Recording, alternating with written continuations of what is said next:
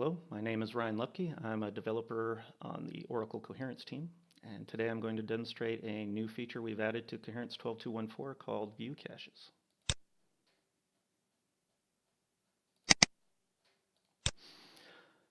So we're going to discuss what view caches are and why they were introduced. We'll briefly touch on their configuration, and we'll have a quick demo.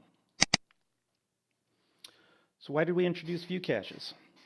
Mainly replicated caches as of 12.2.14 have been deprecated, and we've also been wanting to expose continuous query cache-like functionality via configuration. View caches provide similar functionality to replicated caches. They will exist on their own service and will be materialized on each JVM. However, when coupled with features like distributed caches and persistence, the feature becomes much more compelling. View caches, by default, will be a full set of entries contained within the backing cache. However, it's possible to declaratively configure a view to filter and/or transform the entries from the backing cache. And from a performance standpoint, view caches will be populated when their associated service is started. This ensures views of large caches can start populating as early as possible. The entries themselves will be stored in serialized form until first access to ensure the view can be initialized as fast as possible. Configuration, as with other cache types, is done via XML. We've added a new element called view scheme, which has similar configuration elements as other caches, but exposes additional options to support filtering, transformation, and other continuous query cache-like features. So let's start with a quick demo.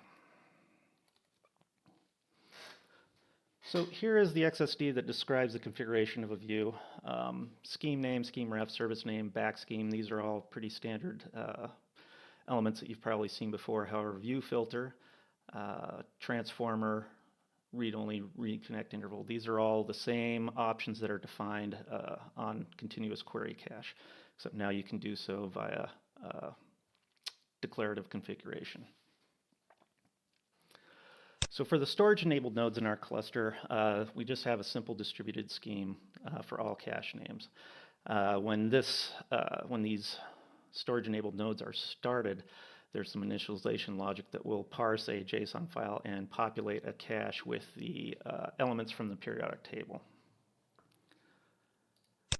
For the view side, these will be the storage or the cache members that are not storage-enabled. We have a cache mapping called periodic, and this is the same cache that gets initialized by the initialization logic I mentioned earlier. And we have the scheme, view, and here it is. We have the scheme, view scheme declaration. The back scheme is a distributed scheme, which we reference down here. And this view service will be auto-started. Okay. So why don't we go ahead and take a look at live code here. So we go ahead and start the cache servers and wait for them to stabilize.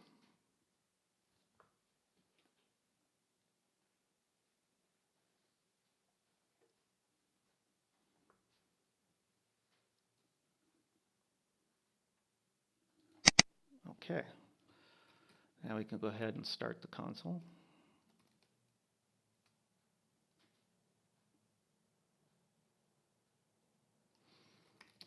And we'll use the cache. And as we can see that we're using the view scheme. There's no filtering or anything like that going on, our distributed scheme, so everything looks good.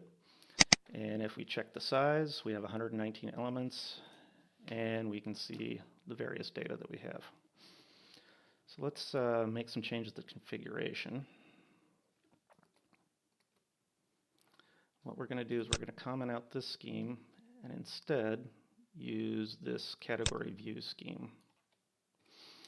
And what this lets us do is filter on the elements, their category, and search for specific categories that elements may be associated with, such as noble gas, metallic, transition metal, etc. So if we take a look at the category view, it's inheriting from the view scheme, so it's using the same back cache.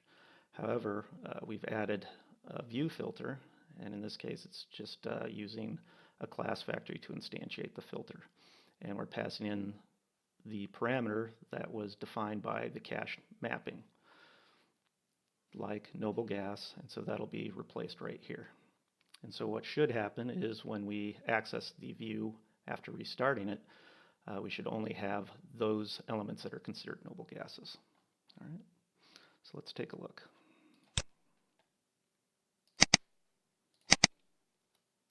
Restart our console.